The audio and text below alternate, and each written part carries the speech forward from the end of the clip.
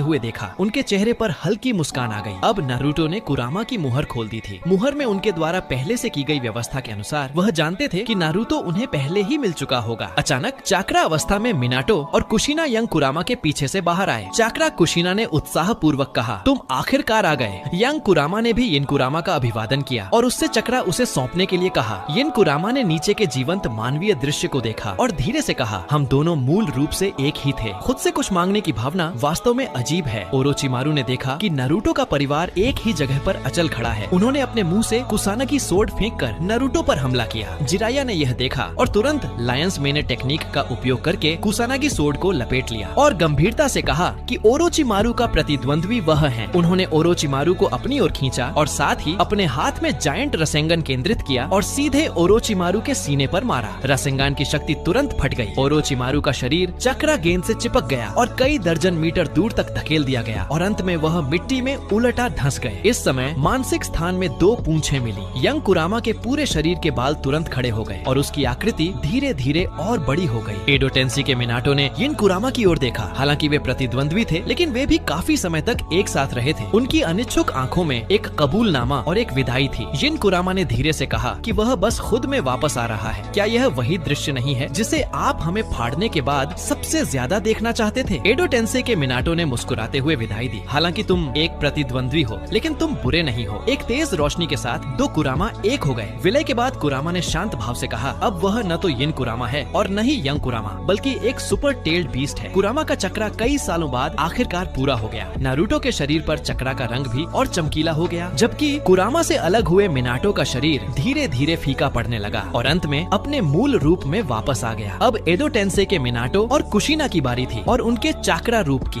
Minato और कुशिना की आत्माएं उनके चाक्रा शरीर के साथ मिल गईं और अंत में पूरे जीवंत सीलिंग स्पेस में केवल कुरामा और शरीर से पूरे मिनाटो और कुशिना बचे। चाक्रा शरीर पर मौजूद यादें मिनाटो और कुशिना की आत्माओं में समा गईं। नारुतो की सच्चाई जानने के बाद मिनाटो लंबे समय तक शांत नहीं हो पाए। मुझे उम्मीद नहीं थी कि भविष्य ऐसा होगा। ओत्सुत्सुकी